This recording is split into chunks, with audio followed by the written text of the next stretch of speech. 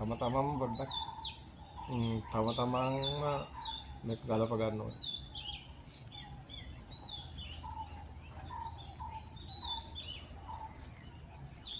ඒකයි කිව්වේ ඔය ඔක්කොම පැත්තකින් තියලා හිත හැදෙන හැටි බලන්න, ආත්මය හැදෙන හැටි බලන්න. විතරයි තියෙන්නේ මේ සත්‍ය ඥානය කියන එක. ඒකයි දිට්ඨිංච අනුභවම්ම සීලවා දස්සනේන සම්පන්නෝ කියන දස්සන සමන්නාගත කියන තැන තියෙන එතනයි. සත්තාරම් විසුද්ධියයි කියන තැනත් එතනයි. දුක්ඛ දෝමනස්සන අත්තගම ශෝක පරිද්දව සමුතික්කම ඥායස අධිගම නිබ්බාන සත්‍ය කිරියයි කියනකොට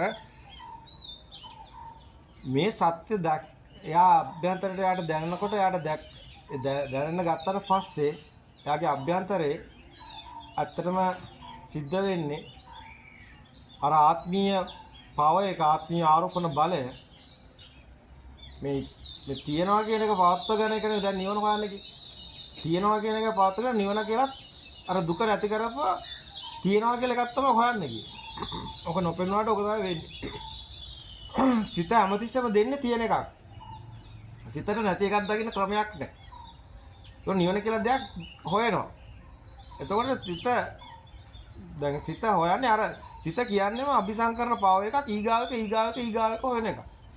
එතකොට ඊගාව එක නිවන කියලා හොයනවා. දැන් දුක නැතුව ඉන්න එකක් හොයනවා. නිවන කියන්නේ.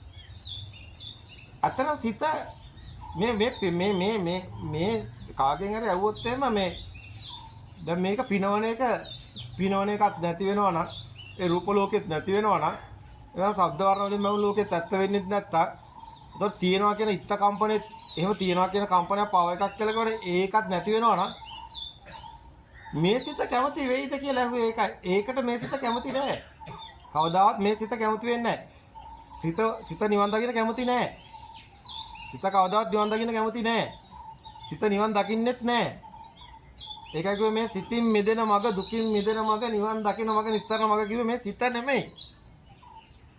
ඒකයි මේක දැනෙන එක මේක සිතුවිලි නෙමෙයි කියලා. සිත නිවන් දකින්නේ සිතට ඕනි ඊගාව එක. සිතට ඕනි සැප. සිතට ඕනි නිර්වාණ සුවයක්. සිතට ඕනි නිවන කියලා සැප. සිතට දුක් විඳින්න නැතුව ඉන්න ලෝතුරු සුවය වගේ සැපක් ඕනි. සිත එහෙම එකක් හොයනවා. හැබැයි ඒක නිවන නෙමෙයි. අත්තම කිව්වොත් ඔය සේරම මේ ඔබ කැමතිද ඒකයි ඔබ කැමතිද ඔබට වෙඩි තියාගන්න. ඔබ කැමති නැහැ. ඔබ කැමතිද මේ සේරම නැති වෙලා මුකුත් නැති වෙලා රූප ලෝකෙත් නැති වෙලා අරූප ලෝකෙත් නැති වෙලා කාම ලෝකෙත් නැති වෙලා මුකුත් නැති වුණා මොකද්ද ඒක? ඔබේ සිතට බෑ ඒක. එහෙනම් මොකද්ද මේ කතාව? ඔය සේරම පැත්තකින් තියලා ඊට මොකද්ද කරන්න ඕනේ? බුදුන් වහන්සේ කිව්වේ මොකද්ද? සත්‍ය ඥානය හොයන්න. සත්‍ය හොයන්න. එහෙනම් හොයන්න මේ සිත අවබෝධ කරගන්න. සිත ඇදෙන හැටි දකින්න. එහෙනම් සිත කියන්නේ මේ අරමුණු. එහෙනම් අරමුණු බලන්න සකස් වෙන හැටි. එහෙනම් බලන්න මේ මොකද්ද මේ විතර වෙන්නේ කියලා. ඒතර පව එක හැදෙනවා පේනවා. ඒතර පව එක හැදෙනවා පේනකොට එයාට පේනවා ශබ්ද කියන්නේ කම්පන, වර්ණ කියන්නේ කම්පන, කම්පණයට බලයක් තියෙනවා. ඒතර මෙතන මේ ඉත්ත කම්පණය තියෙන්නේ මේ කම්පණය කියන්නේ බලය. ඒතර කම්පණය කියන එකට තියෙන්නේ බලයක්. ඒතර මේ ඉත්ත කම්පණය කියන්නේ ඒක තියාගන්න තියෙන බලයමයි. ඒතර බලයක් නිසාමයි කම්පනයක් තියෙන්නේ. එහෙනම් බලයක් තියනවා කියන්නේ ඉත්ත කම්පනයක් තියෙනවා. එහෙනම් ඒකමයි කම්පණය තියෙන තැන ඉත්ත කම්පණයක් තියෙනවා බලයක් තියෙනවා. බලයක් තියෙන තැන කම්පණයකුත් තියෙනවා. එහෙනම් කම්පනයක් නැති ලෝකයක් කතා කරන්න බෑ කම්පණයකට. එහෙනම් මේක හිතන්න බෑ. හැබැයි මේක අවබෝධ වෙනකොට යාට අවබෝධ වෙනවා මේ කම්පන වලට ගවුණු ආලෝකෙත් තියෙනවා වගේ දැනෙනවා, ශබ්දෙත් තියෙනවා වගේ දැනෙනවා, සිතුවිලිත් තියෙනවා. හැබැයි දැන් එහෙම එකක් මෙතන නැති බව වෙනකොට අකම්පණය මතුවෙන ගන්නවා ඇතුලේ. ඊට පස්සේ කිසිම දෙයකට කම්පණය නොවන අර බලයක් නැති ස්වභාවයක් මතුවෙනවා. ඒ බලයක් නැති ස්වභාවය මතුවෙනකොට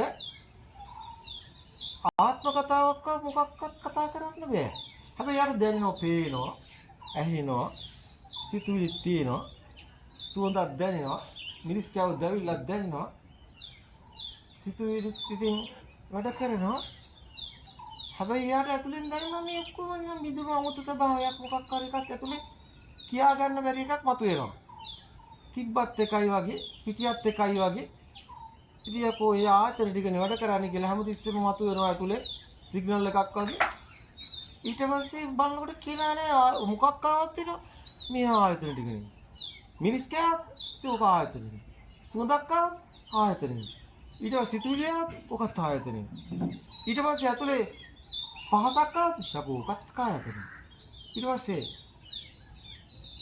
මම කෝ මොනේනේ ඊට පස්සේ අර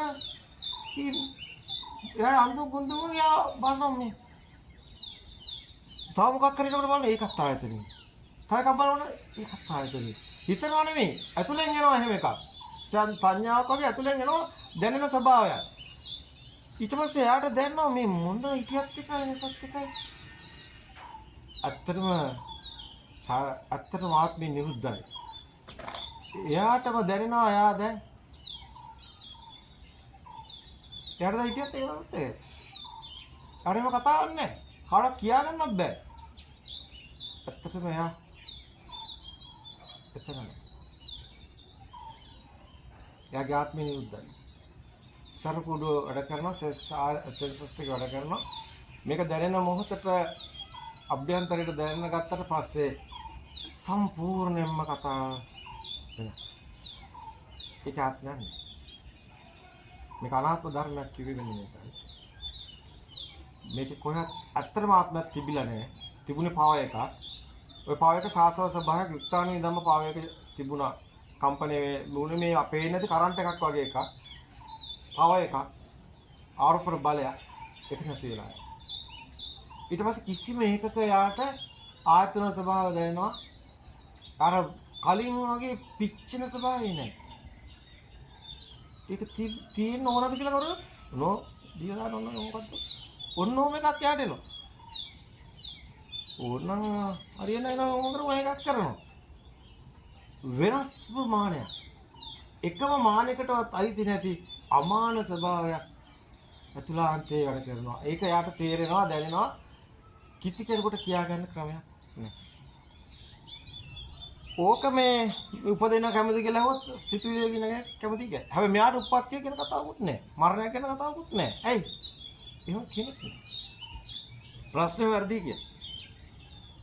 නෑ ඒක අහන්න එපා කිය. නෑ ඒක කතා කරන්න ඕනේ නෑ. එහෙම තමයි කියන්නේ. ඒකට හේතුව එයාට එහෙම කතාවක් නෑ. ඉපදෙනවද මැරෙනවද ඉන්නවද කැමතිද ඉපදෙන්න පිස්සුද කියලා අහන්නේ තේ. එච්චර තමයි. එහෙම පුත්තට හම්බෙන්නේ. ඇත්තම කිව්වොත් ජීවත් වෙලා ඉන්නකොට සියල්ල අවබෝධ වෙලා සුවිසුද්ධම් බවට පත් වෙලා සිස්ටම් එක දුවනවා. ඔක්කොම හොඳට දැනෙනවා. ආත්මෙන්නක ජීවිතේ වැඩක් තියනවාද කියලා කවුරු හේවුත් මොකද කියන්නේ? ඇයි එහෙනම් සසරෝගේ මිදෙන්න හැවි? අයි මේ සසරෙන් මිදෙන්න කතා කරන්නේ? අයි බොරු කියන්නේ? කවුරුවත් කැමති නැහැ කුරුණෑගල සසරෙන් මිදෙන්න. බොරු කියන්නේ පා. සසරෙන් මිදෙන්න කිසි කෙනෙක් කැමති වෙන්නේ නැහැ. හැබැයි මේ සත්‍ය දැක්කට පස්සේ ඒක සිද්ධ වෙනවා. කරන්න දෙයක්. මහා සසරෝගේ අවසාන වෙනවට කවුද කියන්නේ?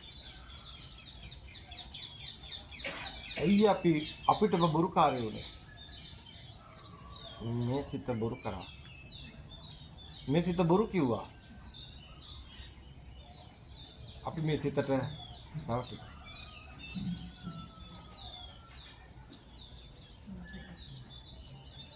අපි ඇත්තටම නිවන් දකින්න කැමතියි.